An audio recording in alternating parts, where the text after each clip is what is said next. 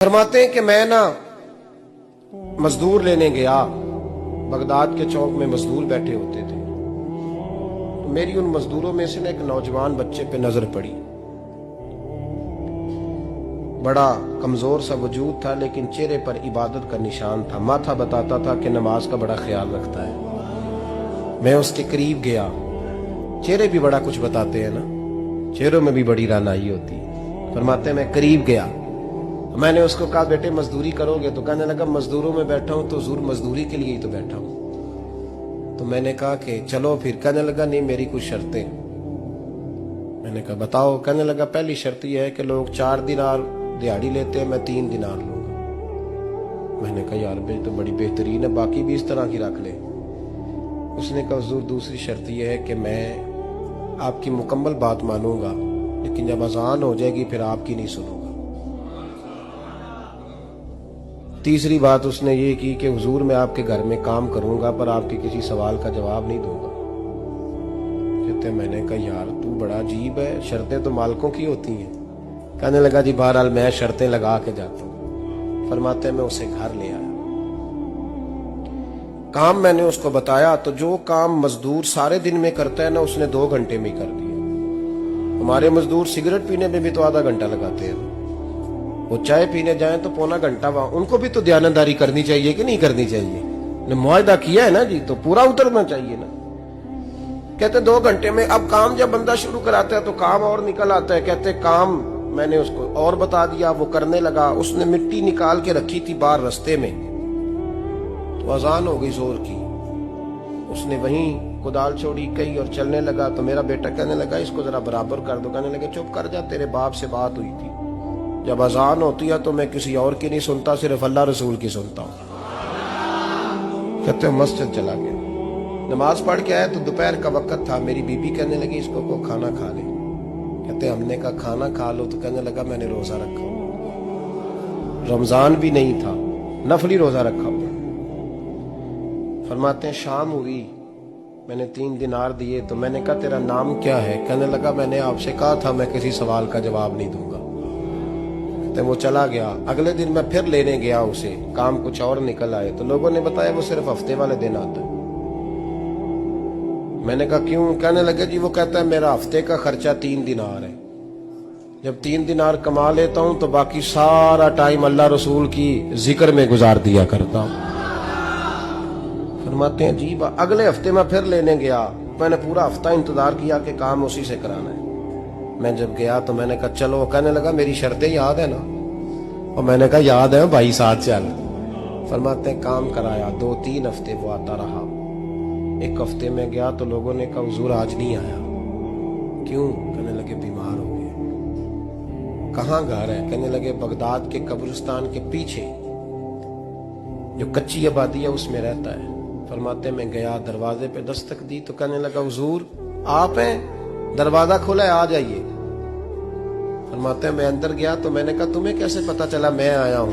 कहने लगा हुजूर अल्लाह वाले हो, आप नहीं आना था, वरना अमीर तो गरीबों का पता लेने कोई नहीं आते। कहते मैं करीब गया तो कहने लगा मैं आपका इंतजार कर रहा था, तेज बुखार है, तप रहा। जेब से कुछ पैसे निकाले। कहने लगा ये पैसे रखने। एक अंगूठी निकाली। कहने लगा हुजूर आज रात को मेरा इंतकाल हो जाएगा, इन पैसों का कफन खरीद के सुबह जनाजा पढ़ के मुझे दफन कर देना, और जब दफन करो तो ये अंगूठी लेके असर के बाद हारून रशीद के पास जाना। आप उसे कहना मैंने मिलना है, पर वो आपको टाइम नहीं देगा। आप उसको आवाज दीजिएगा कि तेरी एक अमानत है मेरे पास। फिर वो आपसे मिलेगा तो अंगूठी दे दे, फिर आप मेरी तरफ से फारिग हैं। हजरत फरमाने लगे तेरा नाम? और कहने लगा हुजूर वक्त थोड़ा है, आज रात मैंने जाना है, बड़ी लंबी माफी मांगनी है रब करीम से, अगर मुनासिब समझे तो मुझे अपने रब से तन्हाई कर दे। फरमाते हैं मैं आ गया, पर उसकी बातों ने मुझे सारी रात सोने नहीं दिया। फरमाते सुबह बड़ी मुश्किल से सूरज निकला। मैं गया, दरवाजे पे हाथ रखा तो दरवाजा खुला हुआ था। अंदर दाखिल हुआ तो खुशबुएं मेरा इस्तकबाल कर रही थी। जब चेहरे से कपड़ा हटाया तो उसका तो इंतकाल हो चुका। इंतकाल हो चुका है, ऐसे जैसे किसी का दीदार करके सोया। कहते मैं तो 2 आदमी ले गया था जनाजे पे, पर पता नहीं दुनिया किधर किधर से आई, कहां कहां से। अखा जदों मीटियां जमाना मैनू रोवेगा, अपना ते अपना बेगाना मैनू रोवेगा। फरमाते हैं मैं तो 2 बंदे ले गया था, पर पता नहीं मखलूक कहां कहां से आई। जनाजा पड़ा, दफन किया। हारून रशीद के पास में असर के बाद गया। मैंने बुलाना चाहा, पर बादशाह था, मेरी तरफ देखा ही नहीं। मैंने उसको कहा तेरी एक अमानत मेरे पास है। फरमाते हैं मुझे कोने पे ले गया। क्या बात है? कमरे में बुलाया, मैंने अंगूठी दी। हारून रशीद तो चीखे मारने लगा, कहने लगा अंगूठी वाला कहाँ है? मैंने कहा वो तो इंतकाल कर गया। कहने लगा मुझे कब्र पे ले चल। कहते मैं कब्र पे लाया तो वो लेट गया, तड़प के रोने लगा। मैंने कहा मेरा कलेजा फट जाएगा, ना उसने कुछ बताया ना तूने बताया, ये कौन था? तो हारून रशीद कहने लगा ये मेरा बेटा था। मैंने कहा तेरा बेटा और मजदूर? कहने लगा हुजूर ये हजरत दाऊद ताई के पास बैठा करता था, उनका मुरीद था।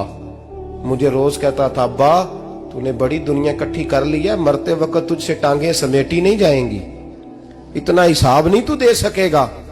मैं इसको समझा देता, इसकी अम्मा समझा देती। ये रोज हमें कहता छोड़ दो, आ जाओ अल्लाह रसूल की बारगाह में झुक जाएं। हम समझ। एक दिन ये चला गया, कहने लगा फिर तुम्हारा रास्ता और है और मेरा रास्ता और है। ये सोने की अंगूठी गलती से इसके पास रह गई, गलती से हीरे की अंगूठी चली गई। कहने लगा देखो मेरे बेटे ने आज वो भी वापस कर दी है। फिर तड़प के कहने लगा हारून रशीद था तो ये मेरा बेटा, पर मेरा मुर्शद निकला, मेरा पीर निकला। भाई जिंदगी तो बड़ी थोड़ी है ना। बाबा साहब ने कहा था उठ फरीदा सुत्या, और दाढ़ी आ गया पूर, अग्गा नेड़े आ गया, पिछा रह गया दूर। उठ फरीदा सुत्या, खलकत वेखन जा, मते कोई मिल जाई बख्शिया ते तू ही बख्शिया जा। उठ फरीदा सुत्या, झाड़ू दे मसीत, तू सुते रब जागदा, तेरी डाडे नाल परीत। मेरा रब हमें भी अपनी बारगाह में कबूल